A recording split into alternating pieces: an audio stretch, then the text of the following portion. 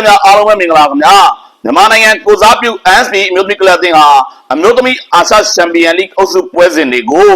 AFC ကသတ်မှတ်ပေးထားတဲ့အတိုင်းပဲရှင်ပြိုင်ကစားရလိမ့်မယ်လို့သတင်းကြားသိရပါတယ်ခင်ဗျာဒီအကြောင်းကို ASP ကလပ်အသင်းဘက်ကလည်းအတည်ပြုချက်ထုတ်ပြန်လိုက်ဖြစ်ပါတယ် ASP အမျိုးသမီးကလပ်အသင်းဟာ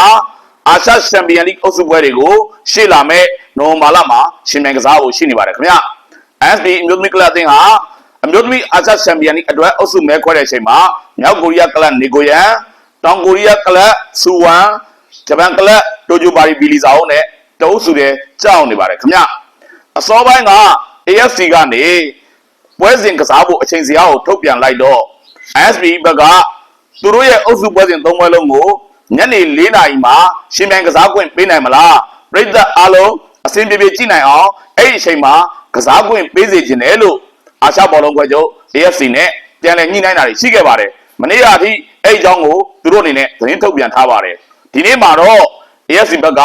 ခွင့်မပြုတဲ့အတွက်မူလသတ်မှတ်ထားတဲ့အချိန်ဒီမှာပဲပွဲစဉ်တွေကိုကစားရတော့မယ်လို့ ASP အသင်းကပြောကြားလိုက်ပါတယ်ခင်ဗျ AFC ဘက်ကလည်းပြိုင်ပွဲအတွက်လက်မှတ်တွေကပွဲချိန်နဲ့တကွရိုက်နေထားပြီးသားဖြစ်နေတော့ပွဲချိန်ကိုပြန်လည်ပြင်ဆင်ပေးဖို့ဖြစ်နိုင်တဲ့အတွက်အခုလိုသတ်မှတ်လိုက်တာလို့သိရှိရပါတယ်ဒီတော့ ASP အမျိုးသမီးကလပ်အသင်းဟာည9နာရီမှာပွဲစဉ်တစ်ပွဲကစားရမယ်ညနေ3နာရီမှာတစ်ပွဲကစားရဖို့ဖြစ်သွားခဲ့ပြီဖြစ်ပါတယ်ခင်ဗျ ASP အမျိုးသမီးကလပ်အသင်းဟာအုပ်စုဝင်ပွဲစဉ်ကိုတောင်ကိုရီးယားကလပ်ဆူဝမ်နဲ့နိုဝင်ဘာလ9ရက်ည9နာရီချိန်မှာစတင်ရှင်ပြပါမယ်အုပ်စုဒုတိယပွဲစဉ်ကို ASP အမျိုးသမီးကလပ်အသင်းကဂျပန်ကလပ်တိုကျိုပါရီဘီလီဇာနဲ့နိုဝင်ဘာလ12ရက်ညနေ3နာရီချိန်မှာရှင်ပြရအောင်ရှိနေပါတယ်ခင်ဗျအုပ်စုနောက်ဆုံးပွဲစဉ်ကိုတော့ ASP မျိုးသမီးကလပ်အသင်းကမြောက်ကိုရီးယားကလပ်နေကိုယန်နဲ့နိုဝင်ဘာလ15ရက်ည9နာရီချိန်မှာရှင်ပြိုင်မှာဖြစ်ပါတယ်ဟုတ်ကဲ့အမျိုးသမီးအာရှချန်ပီယံလိပြိုင်ပွဲမှာအုပ်စု3ခုပါဝင်ပါတယ်အုပ်စုတစ်ခုစီကအသင်း2သင်းစီဟာ